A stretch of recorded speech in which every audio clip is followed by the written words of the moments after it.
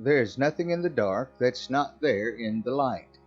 That's what I always believed until I bought that place. I never believed in ghosts, spirits, weird energies, or anything paranormal, but I do now. Hello, I'm Catherine Cartwright.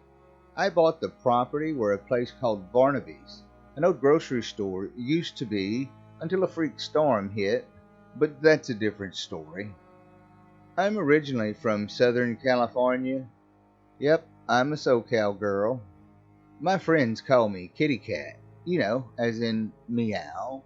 Plus, I sometimes make a purring sound when I breathe. It's a medical condition I've had since I was younger. Anyway, that's not important. I moved here about 8 years ago. I used to work at my father's metal building company, but I've always had an interest in movies. I love movies, any kind of movie: action, adventure, comedy, drama, romance, you name it. I've always wanted to own my own theater. So I moved out here to pursue that dream, and I did it. Anyway, I now own Cartwright Cinema. We're a small multiplex movie theater company. I own a small theater a few towns over, and I was thinking about branching out. When I saw that property was up for sale, I thought it would be the perfect location for another theater. And it was the perfect location, but not the perfect property. Anyway, part of the agreement I made with Mr. Barnaby when we signed the contract was that if any weird or strange things happened, I would write it down and give it to him. When he asked me to do this, I thought, why not? Nothing's going to happen. That stuff's not real. Boy, was I wrong. Anyway, let me start from the very beginning. As I said, I was thinking of branching out, so I grabbed my laptop one day and started to search properties for sale throughout the state. I came across that property as a result of a computer glitch. I started to type properties for sale, and before I could even get the word property typed out, that listing popped up. That was odd, I thought. I never even knew that place existed. Anyway, that property was a good location, the middle of town, a high traffic area, and had an extremely low price. It was a developer's dream. Yes, the building was damaged and the ground was tore up, but since it was an old, all-brick building, it was nothing that a mason and landscaping team couldn't fix. Anyway, I called the realtor at the number listed in the ad and agreed to pay asking price without even seeing the place first. Well, besides the picture in the ad, that was a bad idea. The realtor called me back a couple of days later and said that the owner had accepted my offer and asked if it was possible that we all meet and sign the contract the next day. I agreed. Actually, it's called a land contract. For those of you that don't know what a land contract is, it's a contract that is drawn up, usually by a realtor or attorney, sometimes just between the buyer and the seller, that details agreements and conditions for purchasing a certain piece of property.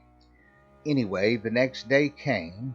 We all decided to meet up at noon at an old gas station in the next town over, but that's a totally different story.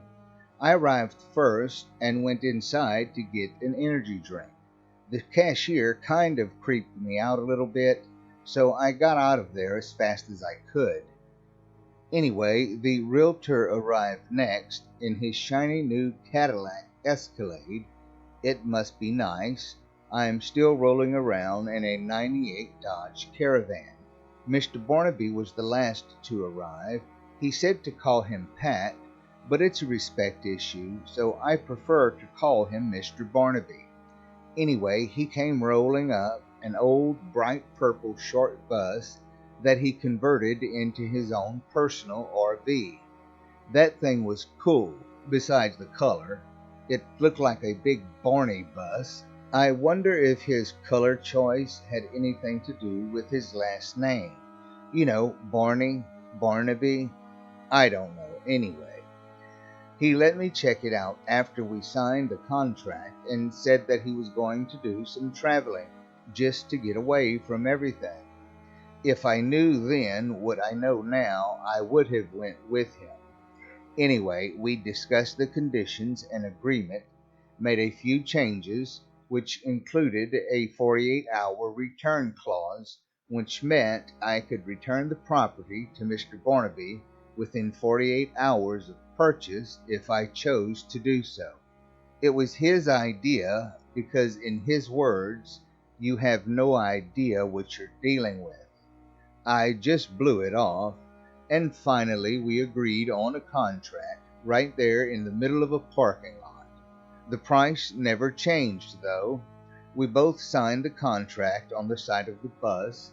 The realtor witnessed it. I gave him my cashier's check, and he gave me the deed to the property. The deal was done. The realtor gave us each a copy of the contract, then got in his car and left. Mr. Barnaby and I talked for a while. He's a really nice guy. Anyway, let me tell you about this bus. Not that it has any relevance to the story, but like I said, this thing was cool. We talked for about half an hour as he explained everything he had done to it. He had taken out all of the seats, put plywood down as a floor, and then put a yellow carpet on top of that. He framed the whole interior with 2x4s, put insulation between the wood, and covered the walls and ceiling with drywall, and painted it a mint green. That wouldn't have been my color of choice, but it's his bus, so okay. Anyway, he left the windows and rear exit door exposed. He put a wall behind the driver's seat that went all the way across the bus, and put a house door painted orange in the middle leading to the back of the bus. He had red curtains on the windows, a gray futon bed, a long black dresser with light blue coffee pot, a microwave oven, and a little 13-inch brown television with a VCR hooked to it on top, a small black refrigerator on the side of that, and a small white potty chair in the corner. That's kind of gross, but whatever works for him. Yeah, it looked like a box of crayons exploded in there. Anyway, his power source was a power strip connected to a car battery connected to the original battery. He said as long as he drove it for about half an hour a day, that would keep both batteries charged enough to run everything for a while. Anyway, I'm getting off track here. Okay, back to the story. After saying our goodbyes and exchanging cell phone numbers in a friendly gesture, Mr. Barnaby hopped in his bus and headed south. I jumped in my van, headed north, and made a beeline for my new property. I was so excited. I arrived at the address about 20 minutes later. I must say that picture in the ad must have been taken right after the storm happened, because it didn't look anything like that picture. It was far worse. The winter months had not been nice to the building. There was some sort of black fuzzy stuff growing on the side of it. The whole interior roof was caved in, as well as the top part of the building. There was no way to fix that place, I thought. I'm going to have to tear this whole place down. Now, for some strange reason, something told me to go inside. I don't know what it was, but I just felt I had to. That was a decision I would later regret. I opened the door, which was still in pristine condition, which was very odd to me. I opened the door and stepped inside, and as soon as I did, it was like I stepped into a time capsule or something. The store was in full operation, fully intact and open for business. What the... I stood there in shock. There were people in there shopping, employees everywhere. The roof was back on, the lights were on as well, and 80s top 40 hits played over the radio. It was business as usual. How could that be possible? I don't know how long I stood there just watching. Suddenly, out of the corner of my eye, at the entrance to the hallway that led to the bathrooms, I only know this because of the sign hanging from the ceiling that said restrooms with an arrow pointing up. Anyway, I saw an old Indian medicine man dancing around and chanting. I don't know what he was saying, but he started making a pushing motion with his arms in my direction. After each time he did this, he would slap the front of his thighs and do the pushing thing again. I'm starting to freak out at this point. He did this about 3 or 4 times, then suddenly I began to feel lightheaded, really lightheaded, and eventually passed out. I woke up half submerged in this wretched smelling, fungus infested, freezing cold water.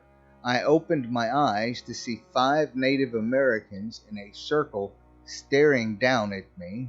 It looked like that Straight Outta Compton album cover by NWA, except with Indians. Yeah, I'm a huge Ice Cube fan. I have all of his albums and seen all his movies. But I must say, that day was not a good day. Anyway, I closed my eyes and screamed as loud as I could and opened my eyes once again, and they were gone, and so were all the people and a beautiful, pristine store. What the hell just happened? What the hell is going on here? I laid there on the floor, which was covered in about a foot of this nasty, wretched water, staring up at the sky because the roof was no longer there. I sat up to see the interior of the building totally demolished and falling down around me. Light fixtures hanging by their wires off of steel beams, twisted chunks of metal lying in front of me, being only what I can assume were cash registers, pieces of wood shelving floating in the water, cans and bags of all kinds of different product floating in the water as well.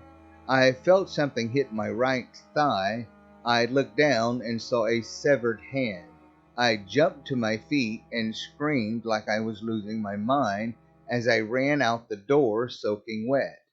2 boys that looked like they were about 12 or 13 were riding their bikes past the building as I came out screaming. They crashed into each other as they stared at me, running in my soaking wet white t-shirt and jeans. I guess I really gave them quite a show. How embarrassing.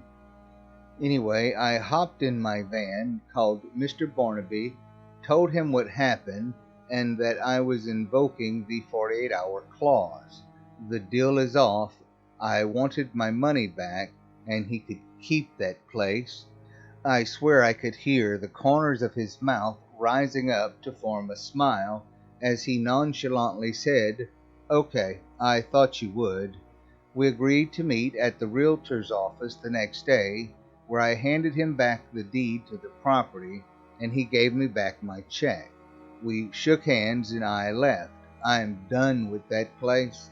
I did decide to honor that agreement about writing down anything weird and strange that happened because I feel like this story should be told.